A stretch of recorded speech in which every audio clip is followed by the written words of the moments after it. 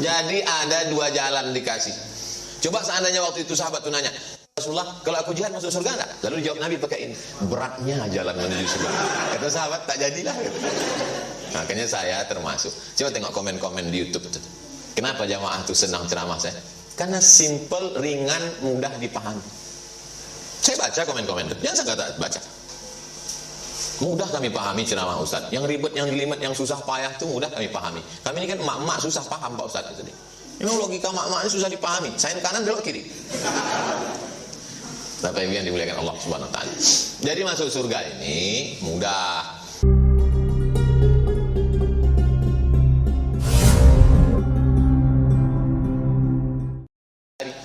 Yassiru, berikanlah kemudahan, wala tu'assiru, jangan persulit.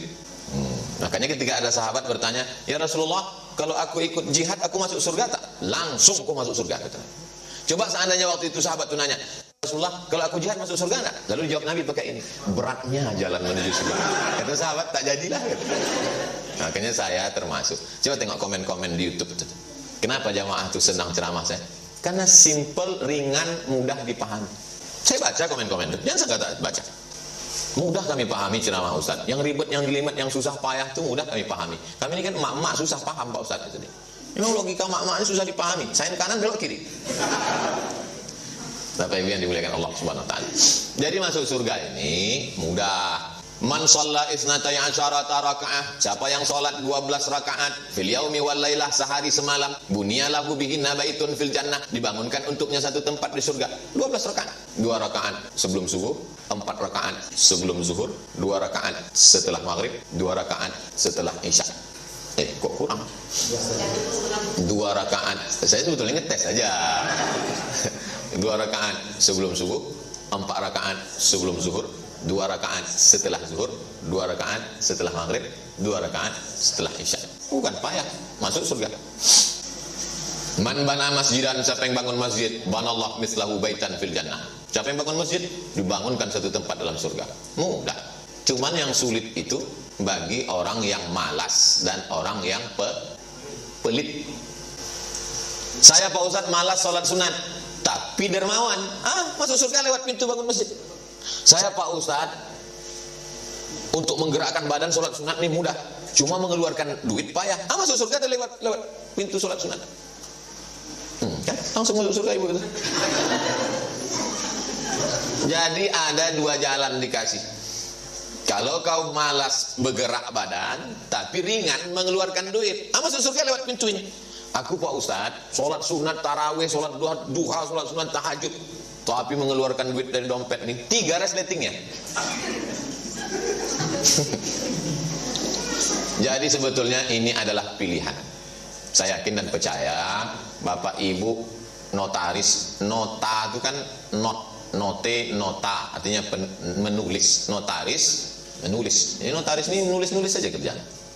Orang mencari duit, pergi pagi ke sawah masih bisa dibedakan mana orangnya, mana kerbaunya. Ini orang di kerbau. Sore pulang jam 5 sama bentuknya. Entah mana orang, entah mana kerbau. Berapa dia mengeluarkan zakat? 10%. Zakat petani yang tidak pakai irigasi, pakai tada hujan, 10%, Bu. Jadi kalau dapatnya hasil sawah itu 10 juta, berapa zakatnya? Nah, kok cerita duit ini banyak yang tak paham. 1 juta zakatnya. Bayangkan, tiba-tiba ada orang notaris yang cuma nulis-nulis saja kerjanya. Itu pun orang lain pula nulisnya. Dia tinggal nengok-nengok aja, buka-buka, liur sedikit. Sekian itu. Pas diminta zakat, berapa zakat notaris? 2,5%. Kira-kira mudah tak masuk surga? Bisa pula orang bertanam padi di sawah, kepala jadi kaki, kaki jadi kepala, tunggang langgang lintang pukang, betungkus lumus, pergi pagi pulang petang, pelas keringat banting tulang, 10% zakat. Bayangkan itu. Tiba-tiba akte notaris. Makanya untung petani itu tak pandai ceramah. Kalau pandai dia berceramah dia, judulnya betapa tak adilnya Tuhan. Jadi ada orang di Pekanbaru nih. Ada orang di Pekanbaru ini jumpa saya dulu. Saya tanya, Pak, zakat Bapak berapa? Zakat saya Ustadz Abdul Somad 1 bulan 300 juta. Terus saya tengok, gimana cara Bapak ngitungnya? Gini. Oh, salah ini, saya bilang. Dibayarnya zakat 10%. Ini hitungannya tak betul. Kenapa Bapak bayar zakat 10%? Bapak bayar zakat 2,5%. Itulah jawaban dia ceramah saya tadi. Jadi ceramah saya ini pun saya copy paste dari dia itu. Kata dia, masa petani yang di sawah zakatnya 10%, saya di ruang ber-AC kok cuman 2,5%. Maka saya malu masuk surga nanti ketemu dengan petani itu, Pak Ustaz. Maka saya bayar 10%, kata dia. Saya mesti macam petani itu. Cuma masalahnya orang begini tak banyak. Selama saya ceramah 12 tahun di Pekanbaru, dia itu sendirilah. Makhluk-makhluk begini ini mesti dibudidayakan. Bisa pakai hidroponik, yang tanpa tanah, pakai air aja, bisa juga langsung ke tanah. Makhluk-makhluk yang begini ini sudah asing sekarang. Macam Jurassic Park. Udah jadi dinosaurus. Aneh. Oleh sebab itu saya bangga. Tadi ungkapan kata sambutan dari Ibu Tina. Ada seperti kalau saya menangkap ya, mungkin Bapak Ibu lain cara menangkap. Yang saya tangkap beliau seolah-olah ingin mengatakan ke saya, mohon maaf jamaahnya nggak banyak. Ibu ada menangkap gitu tuh? Ada. Nah, Ustadz sebenarnya ini banyak undangan, cuman saya pribadi tak pernah melihat, bagi saya 100.000 orang di Gelora Bandung Lautan Api, bagi saya udah sama aja udah. Setelah keliling-keliling, karena tiap hari saya ceramah, memang saya berdua aja sama kamera, tidak ada orang. Ayo jemaah dimanapun berada gitu saya. Berdua aja. Nah, jadi bagi saya ini udah ramai. Itu. Jadi akan datang kalau ada di mana-mana orang, oh nggak enak lah, undang waktu mesti ramah. Saya sudah tidak di level itu lagi. Berapapun orang.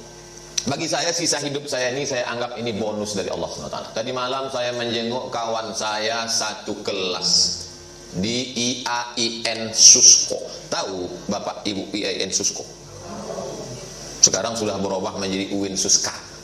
Dulu namanya IAIN Susko. Saya kuliah di sana 96 sebelum ke Mesir. Sekelas dengan saya. Meninggal dia tadi malam. Lama saya menunggu. Kenapa tak aku yang mati?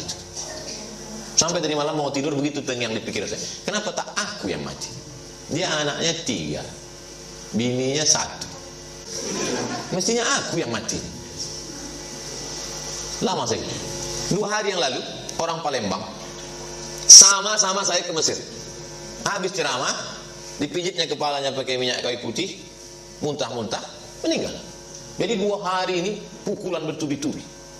Pukulan kiri, alumni Mesir, pukulan kanan, kawan sama-sama IAIN, mati. Kenapa bukan aku yang mati? Berarti masih ada lagi tugas. Saya menduga kenapa tak saya yang mati itu, karena tabung wakaf umat ini belum selesai. Dugaan saya, kalau siap tabung wakaf ini, gul juga saya. Nah, jadi saya menganggap hidup saya ini masih bergantung ke tabung wakaf. Karena saya sudah janji, saya janji ke tabung wakaf, kita akan masuk ke semua kantor-kantor di Pekanbaru, mengemis kita sama kita. Sekarang ini enggak, kita minta, kita datang, apa mau mereka kita datang. Yang penting berdiri tabung wakaf umat nih, habis itu berdiri masjid, berdiri pesantren, berdiri SDIT, SMPIT, SMAIT, SD tahfiz, SMP tahfiz, SMA tahfiz, sekolah anak yatim pakai tak mampu. Habis itu mau mati-matilah.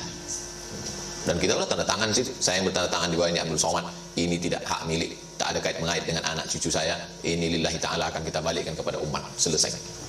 Kalau cerita masalah masuk surga, mudah. Salat sunat 12 rakaat sehari, masuk. Bangun masjid, masuk. Cuman kita tak mau masuk surga sendirian. Kita mau ada juga lah orang PPAT ini mau wakili agak 2-3 orang masuk jadi. Tak usah semua. Kan tak enak. Masa nonton bola sendirian? Nonton bola Real Madrid, Barcelona sendirian. Masuk gol, nak gol kau gol lah.